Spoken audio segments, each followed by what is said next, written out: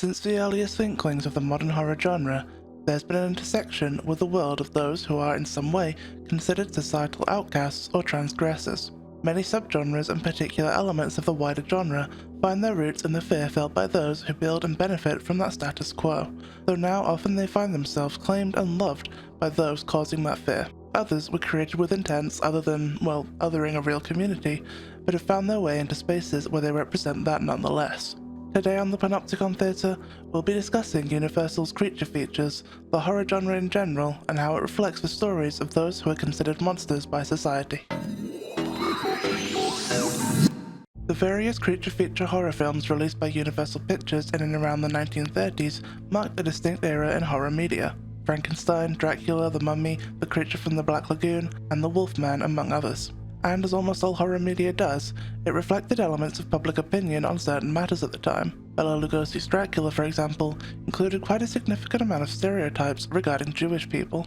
You can follow that within the plots of these movies fairly easily. A group of innocent people who are terrified at the appearance of a strange, horrific being who doesn't follow their traditional way of living or the expectations of what is normal. They might be similar to humans in some ways, but they're not. There's something dark and evil that is invading their quiet lives, something familiar, but changed or twisted. They might have strange desires, or show expressions of gender or attraction in a different way, or act in ways the innocents don't understand as normal. And the innocents can't allow this to stand. The creature always must be defeated at the end of the film. That is how things are expected to be. The threat to normal society erased, the return to the status quo. It's long agreed upon that horror tends to reflect the current fears of society. It's most discussed in English language literature in regards to American fears, though this is a present idea anywhere horror films are produced. Japan is another that is heavily discussed. For example, slasher films were at the height of popularity in the 1970s, following a huge rise in American serial killings in the previous 30 years or so. Likewise, following the technology boom, films often looked into the potential horrors of technology. So it's no stretch to say that this was happening too with creature features. The other in these films can be interpreted in several ways. Dracula is often associated with the idea of the foreigner, with a thick accent and disposition that is portrayed as strange and flatly evil. Dracula's aversion to Christian symbolism, his greed for money, and his portrayal as a blood-sucking parasite are all very traditionally used in stereotypical negative depictions of Jewish people, and the depiction of him preying on proper young Christian women in a manner that is subtextually heavily sexual should be fairly obvious. This depiction stems from the novel itself, as Stoker was associated with some known strong anti-Semites. Similarly, the Wolfman also has ties to Judaism, but in a slightly different light, in the sense that the writer, Kurt Siodmak, was Jewish himself, and the film reflects the persecution of Jews he was aware of himself. Werewolves as a construct, though, have through the years come to represent a wider array of outcasted peoples, particularly finding a place as representative of the gay and trans communities. Indeed, many of these films are viewed in a different light by the LGBT community in general, particularly those that show forms of love or being that are within the text considered abnormal. It's not common for those with a racial reading of these movies to want to reclaim them within their communities, understandably so, as they typically portray them fairly negatively and stereotypically at best, and the monsters are never given a positive ending.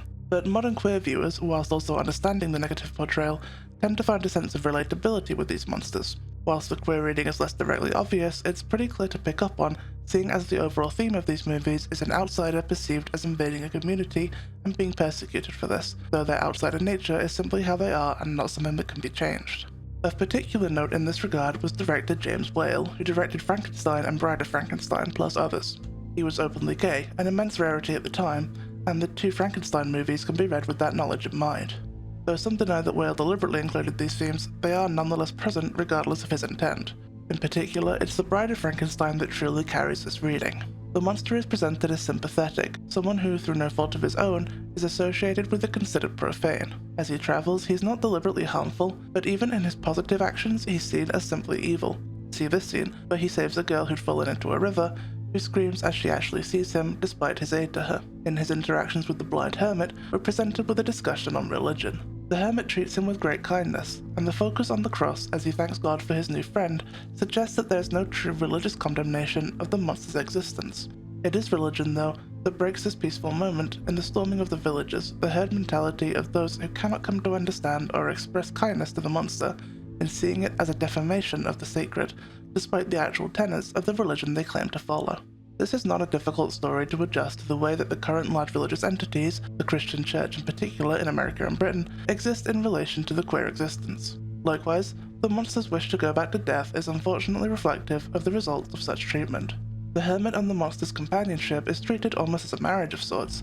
He uses the same word to refer to both the hermit and the bride, friend, but the monster is treated as a corrupter who has influenced the innocent hermit, and thus, despite the obvious fact that they were both happy and safe, those on the outside felt the need to intervene and separate them. It is the suggestion of the creation of the bride, a friend for him that is alike to him, that keeps him going, but her final rejection is the nail in both the proverbial and literal coffin.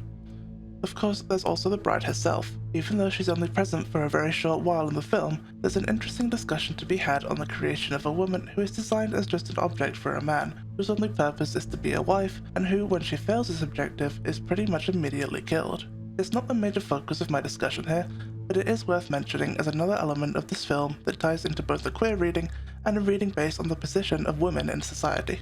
Either way, the bride's rejection marks a point at which the monster can no longer see a world where he's accepted or where he's able to find a connection to others, and thus decides he is simply intended for death. There is the secondary point within the movie of Pretorius and his more deliberate portrayal as a homosexual coded character, but I don't think I'll dive into that as much here, seeing as the depiction of the monster itself is more symbolic and the focus of the interpretation. Looking at this reading, it's no surprise the amount of modern queer horror fans who find themselves relating to and sympathizing with the monster, and this is something very common within the horror genre.